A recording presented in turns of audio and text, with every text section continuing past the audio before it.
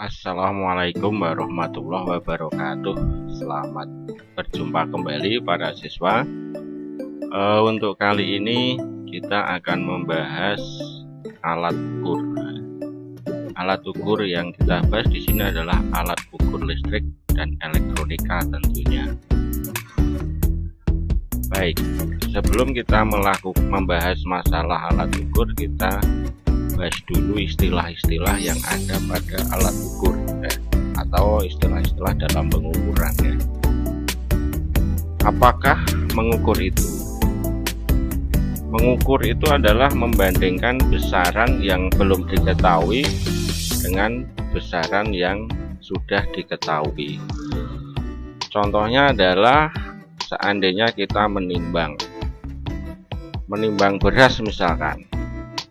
Nah, itu kita membandingkan anak timbangan ya, bandul itu ya, besi itu, atau itu disebut anak timbangan yang sudah terukur 1 kilo, setengah kilo, saon, 2 on itu, kita bandingkan dengan beras yang belum diketahui ukurannya.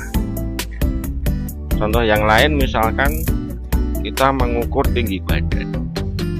Nah, di dalam meteran itu sudah ada angkanya 1 cm, 2 cm, 3 cm sampai 1 meter, 2 meter gitu ya. Kemudian kita bandingkan dengan tinggi badan kita. Nah, jadi kita tempelkan meteran itu, kemudian di situ bisa kita lihat, tingginya adalah 165 cm misalkan. Nah, itulah yang disebut dengan mengukur. Demikian juga misalkan kita mengukur pada elektronika, kita belum tahu misalkan arus, tegangan, hambatan, besarnya berapa. Nah, kita bandingkan dengan alat ukur yang sudah distandarisasi tadi. Itulah yang disebut dengan mengukur. Kemudian berikutnya adalah istilah akurasi atau ketepatan. Akurasi di sini diterjemahkan sebagai kedekatan hasil pengukuran dengan nilai sesungguhnya. Jadi suatu alat ukur dikatakan akurat atau tepat bila hasil pengukuran dari alat tersebut sesuai dengan nilai yang sesungguhnya. Apakah ada alat yang tidak sesuai? Ya, tentu ada. Jadi alat-alat yang sudah rusak misalkan itu sudah tidak akurat lagi, karena dia sudah mengukurnya bisa jadi sudah tidak akan sesuai dengan nilai yang sesungguhnya. Kemudian presisi atau ketelitian. Presisi atau ketelitian diterjemahkan sebagai kesesuaian dari pengulangan pengukuran. Artinya, apakah alat ukur itu bila digunakan berkali-kali pada suatu besaran yang sama, apakah nilainya akan stabil atau akan sama? Diukur misalkan diukur 1 kilo, ditimbang lagi apakah 1 kilo lagi, atau bisa ini imbang, kemudian di pengukuran yang kedua, ternyata kok tidak imbang. Nah, berarti di situ alat ukur dikatakan tidak presisi. Baik, kita lanjutkan. Kemudian kesalahan dalam pengukuran ya. Kesalahan dalam pengukuran ini ada yang disebut dengan kesalahan sistematis. Kesalahan sistematis adalah kesalahan yang dapat diperbaiki. Nah, kesalahan sistematis ini ada 2 setidaknya ya, yaitu adalah kesalahan alat dan yang kedua adalah kesalahan pengamatan ya. Yang pertama, kesalahan alat ya. Alat ini bisa salah bila kalibrasinya salah. Jadi sebuah alat ukur ini harus dikalibrasi dulu sebelum digunakan untuk mengukur. Nah, bila kalibrasinya salah, tentu pengukurannya juga akan salah. Yang kedua, kesalahan skala alat. Jadi ketika membuat alat itu skalanya sudah tidak sesuai. Nah ini, atau setelah diukur ternyata skalanya tidak cocok. Nah ini termasuk kesalahan sistematis pada kesalahan alat. Kemudian kesalahan karena perubahan alat yang dikarenakan usia. Jadi alat ukur yang sudah lama dipakai itu bisa jadi akan mengalami perubahan sehingga menimbulkan kesalahan dalam pengukuran. Selanjutnya adalah pengaruh alat ukur terhadap benda yang diukur. Jadi pada alat ukur tertentu itu bisa jadi terpengaruh dari objek yang diukur, ini bisa mempengaruhi atau kesalahan pada alat ukur. Baik, kemudian kesalahan pengamat, ini kesalahan manusia ya. Jadi ketika mengukur mungkin pembacaannya skala salah, bisa jadi ya. Kemudian kesalahan dalam penggunaan alat ukur. Jadi alat ukur itu biasanya ada yang digunakan harus diletakkan di meja misalkan. Kemudian cara penggunaannya ternyata sambil dibawa misalnya. Ini bisa menimbulkan kesalahan dalam pengukuran ya. Kemudian kesalahan manusia karena kelelahan ya. Jadi orang yang sudah lelah, misalkan seorang dokter atau seorang perawat, ketika mengukur tensi pasien karena sudah lelah ya, bisa jadi membuat sebuah kesalahan. Baik, kita selanjutnya akan membahas yang namanya multimeter, atau orang menyebut multitester. Ada juga orang yang menyebut apometer. Ya, ini sebenarnya alatnya sama ya. Baik, multimeter. Nah, ini bentuk multimeter kira-kira ada seperti ini. Ini yang disebut dengan multimeter analog. Anda pernah lihat alat semacam ini? Nah, multimeter analog ini mempunyai beberapa fungsi. Di antara adalah bisa untuk mengukur tegangan AC dan DC. AC maksudnya bisa mengukur tegangan AC juga bisa, mengukur tegangan DC juga bisa. Yang kedua adalah bisa juga untuk mengukur arus DC. Kemudian bisa juga untuk mengukur hambatan atau resistor, berapa nilai suatu hambatan itu. Jadi misalkan hambatan itu bisa saja warna, kode warnanya sudah hilang karena panas terbakar misalkan, itu nilainya bisa tidak diketahui. Oleh karena itu bisa digunakan multimeter untuk mengetahui berapa nilai dari sebuah hambatan. Baik, kemudian multimeter juga bisa digunakan untuk menguji dioda. Apakah dioda ini pada kondisi baik atau tidak. Bisa juga untuk menguji kapasitor, transistor, kabel dan sebagainya, masih banyak lagi ya. Nah, bentuk multimeter diantaranya adalah semacam ini. Baik, kemudian bagian-bagian dari multimeter analog ya. Jadi bisa kita lihat di sini. Di sini ditunjukkan adalah skala penunjukan. Jadi berapa nilai pengukuran itu bisa ditunjukkan pada skala ini. Ini yang disebut multimeter analog. Jadi masih menggunakan jarum yang apabila digunakan untuk mengukur dia akan bergerak. Ya, di sini ada ohm ya, di skala ini di atas, paling atas ini skala untuk ohmmeter untuk mengukur hambatan.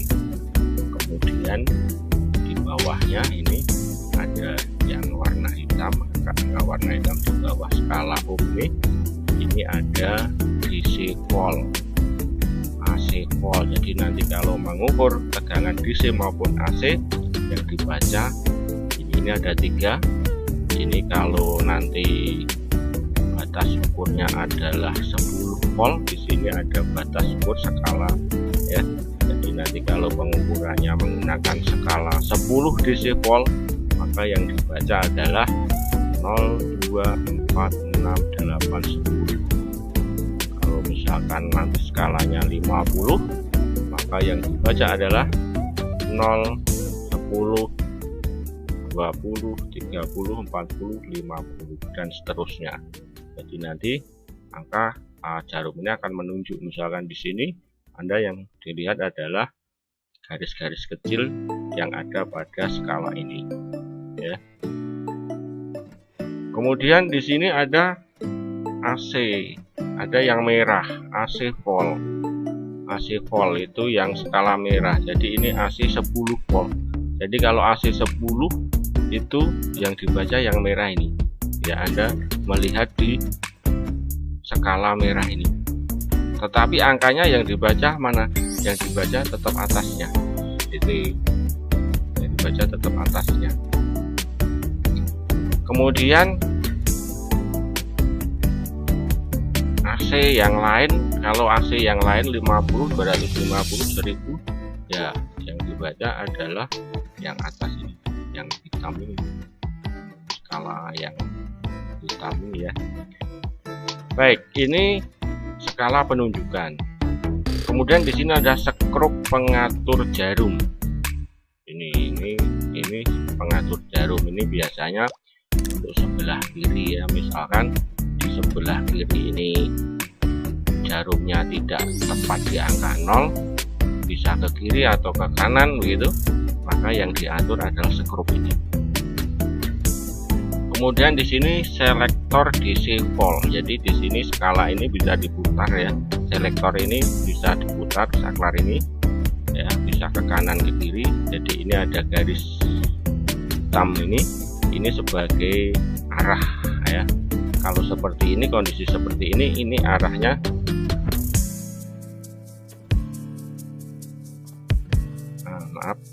arahnya adalah untuk mengukur hambatan skala kali 1 kali. Nanti kalau kita akan mengukur DC volt, dia ada di daerah yang ini. Kemudian yang bawah ini skala ampere ya, kalau mengukur arus listrik nanti menggunakan ini. Kalau di sini adalah mengukur tegangan listrik DC, di sini adalah mengukur AC di daerah sini. Ini untuk mengukur hambatan gitu. Jadi skala ampere ada pengatur angka kalibrasi. Nah, ini nanti kalibrasi. Kalibrasi itu caranya adalah dengan menghubungkan ini ada, kita sebelum kalibrasi ya, di sini ada probe positif dan probe negatif. Ini jarum ya, apa namanya, pencolok ya. Jadi ini pencolok, kalau ini sudah ada di dalamnya, jadi sudah terhubung secara langsung. Nanti ada bentuk lain yang harus ditancapkan di sini ya, untuk multimeter model lain ya. Nah, ini ada pencolok. Jadi untuk mengkalibrasi ini ada pengatur kalibrasi. Jadi nanti cara mengkalibrasi colok hitam dan colok merah ini dihubung, singkatkan itu, ditempelkan ujung-ujungnya ini, di ujung-ujungnya ini maka jarum ini akan bergerak ke angka 0 di sini, angka 0 pada ohmmeter. Nah, apabila belum posisi di sini, maka Anda harus memutar ini, bisa ke kanan atau ke kiri. Jadi nanti kalau ini lebih dari 0, maka pengatur ini diputar ke kiri. Kalau kurang dari 0, misalkan di daerah kiri dari 0, maka ini diputar ke kanan ya. Ini jadi kalau ingin mengukur hambatan ini harus dikalibrasi terlebih dahulu.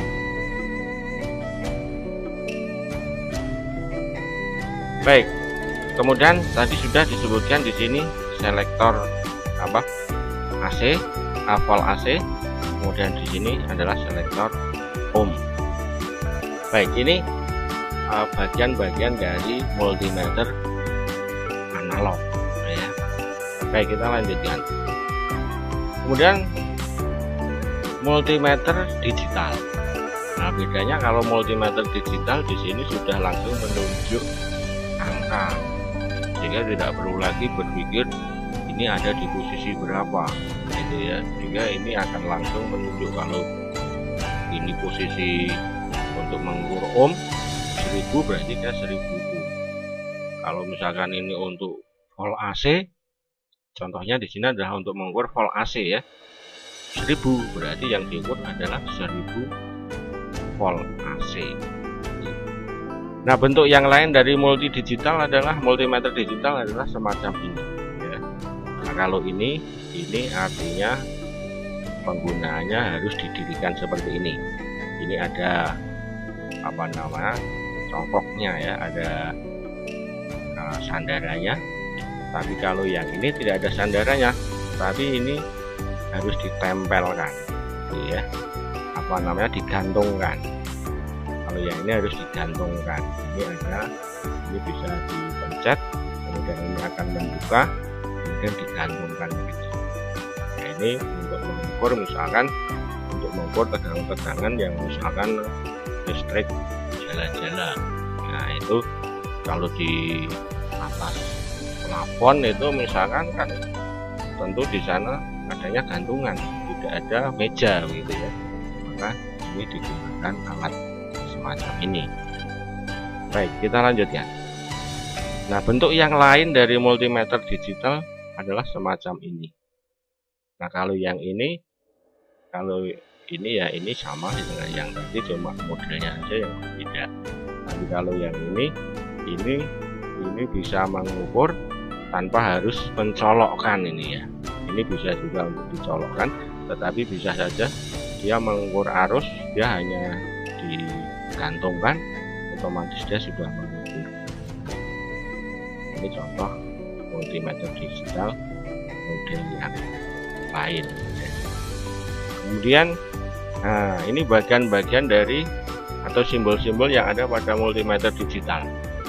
Jadi kalau simbolnya seperti ini, maka dia berfungsi untuk mengukur arus AC ya, di sini ya. Nah, di sini untuk mengukur arus AC, simbolnya adalah P, terus ini adalah gelombang sinus ya. Nah, ini bengkok gitu. Nah, kalau untuk DC ini semacam ini ya, titik-titik kemudian garis lurus. Kemudian untuk arus juga sama, ini simbol dari tegangan DC, ini simbol dari simbol dari tegangan AC, ini simbol dari tegangan DC, ini simbol dari arus AC. Jadi nanti kalau ini di posisi di A, kemudian ada garisnya bengkok, itu berarti tidak ada yang bengkok ya di sini. Kalau arus di sini hanya untuk DC saja. Kemudian simbol ohm berarti dia mengukur hambatan ya. Kalau ini nanti saklarnya ini diputar pada posisi ohm, berarti dia untuk mengukur hambatan. Kalau dia di posisi dioda ya, dia berarti untuk mengetahui. Nah, di sini ya, selektornya ini seandainya diputar ke arah dioda, maka dia untuk mengetes dioda. Nah, kalau untuk tes HFE, ini adalah HFE itu pada transistor ya. Kemudian di sini checking with buzzer, ini maksudnya di sini pada saat mengetes itu dia akan berbunyi gitu. Kemudian ini udah tahu backlist ya, ini ada fungsinya ini ya. Baik, kita lanjutkan. Nah, tugas Anda adalah yang pertama, jelaskan apa yang dimaksud dengan mengukur, kemudian apa yang dimaksud dengan akurasi dalam pengukuran, dan seterusnya ya. Silahkan ini dikerjakan, kemudian nanti dikumpulkan.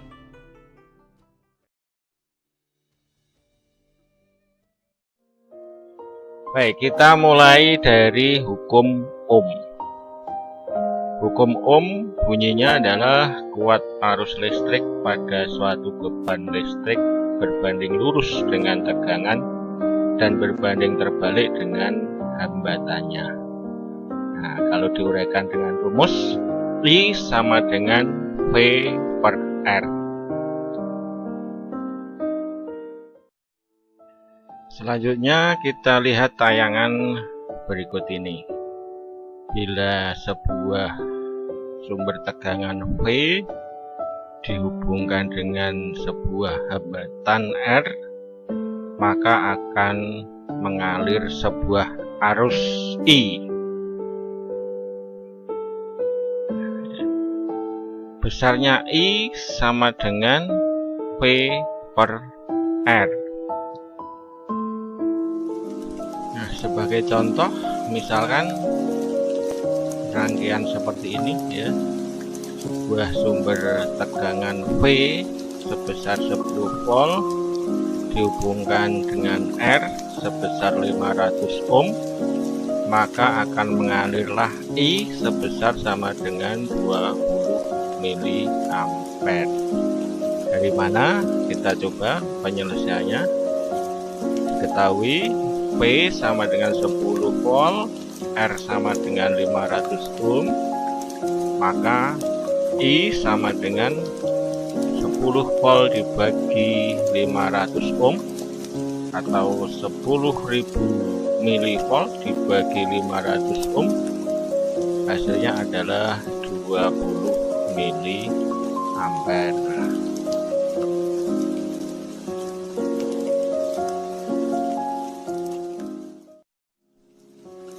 Selanjutnya kita akan membahas R seri dihubungkan dengan sumber tegangan. Kita lihat di tayangan ya, sumber arus V dihubungkan dengan 2 R seri, di mana ini adalah R1, di sini adalah R2. Nah, dalam sebuah rangkaian seri ini mempunyai ciri khas bahwa arus di mana-mana sama. Arus diukur di sini sama saja diukur di sini, sama saja diukur di sini. Besarnya sama, yaitu I. Nah, besarnya I adalah V dibagi R1 plus R2. Ingat kemarin R seri ya, R seri itu R1 plus R2, kemudian arusnya adalah tegangannya dibagi R-nya. Nah, yang berbeda di sini adalah tegangannya. Jadi tegangan VR1, jadi kalau diukur di sini di R1 di sini, dan VR2 ini berbeda. VR1 sama dengan I dikalikan R1, sedangkan VR2 sama dengan I dikalikan R2. Nah,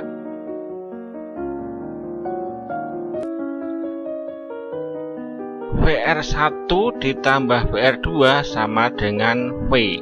Jadi VR1 ditambah VR1 ditambah VR2 ini akan sama dengan V sumbernya. Inilah yang kemudian rangkaian R seri ini disebut sebagai rangkaian pembagi tegangan. Nah, tugas Anda adalah menghitung berapa I, berapa VR1 dan berapa VR2 dari rangkaian ini ya. Saya kira rumus tadi sudah cukup ya, cukup mudah untuk menyelesaikan soal ini.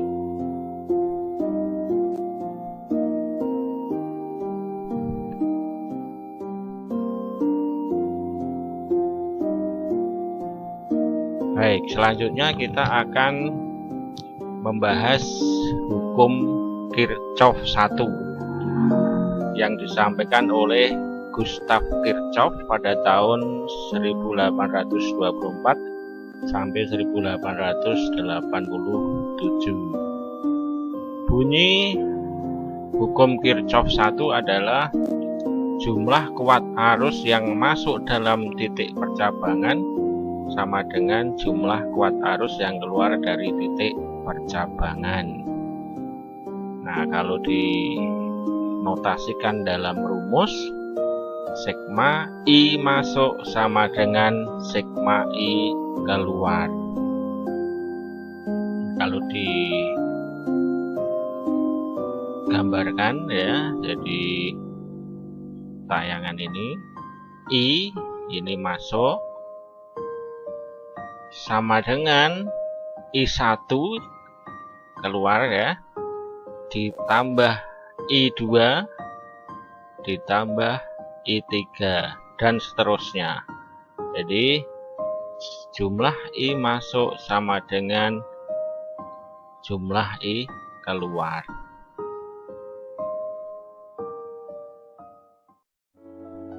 Baik, kita lihat tayangan berikut ini ya. Jadi hukum Kirchhoff 1 tadi kita uraikan dalam penjelasan di sini.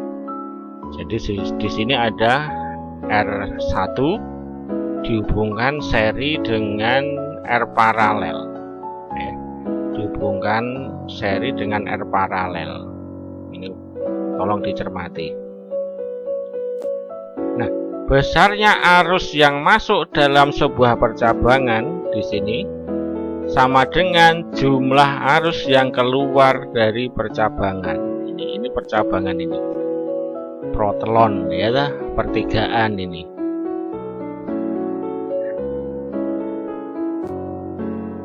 Nah, untuk mencari arus masing-masing ya, I masuk percabangan, I keluar percabangan, ini caranya sebagai berikut.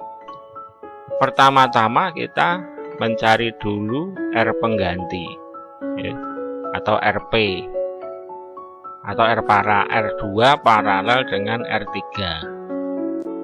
Nah, setelah R paralel ini sudah ditemukan, maka di sini bisa saya ganti ya. Ini misalkan ini saya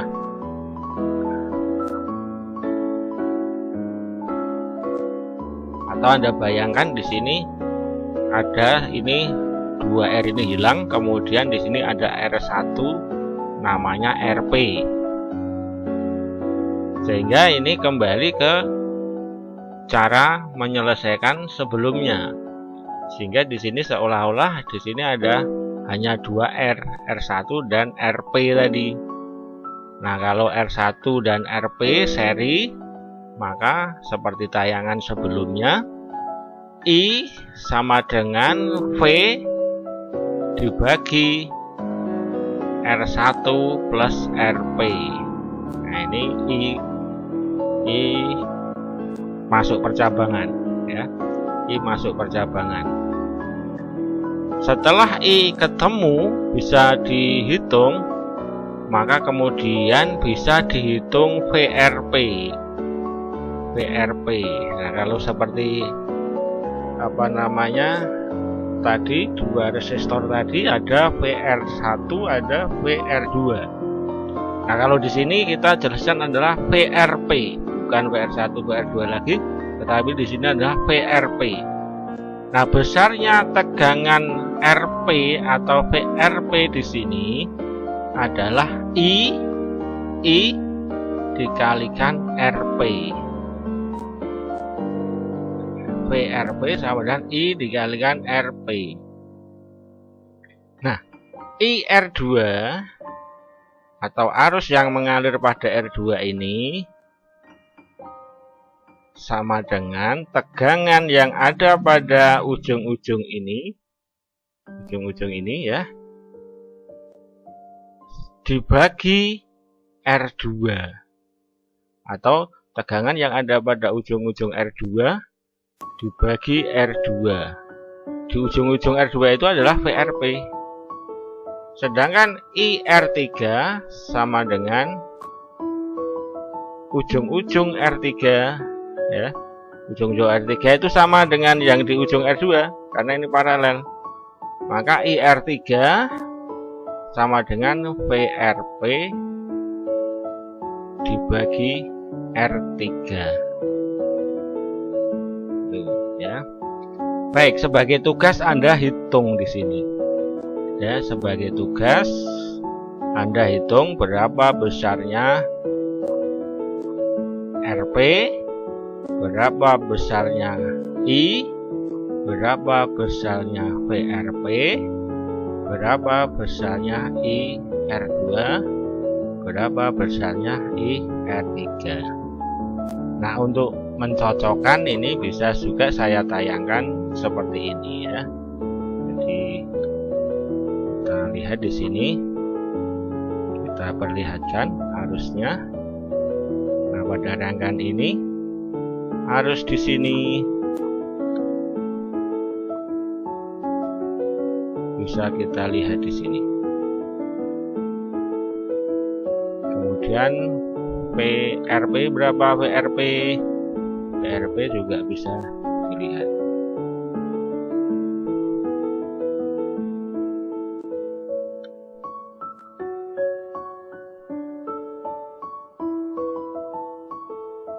Nah, Anda hitung ya, apakah besarannya ini nanti, terutama I, VRP, IR2, IR3 nanti, apakah besarnya akan sama dengan ini? Ini adalah I, kemudian ini adalah ini salah, ini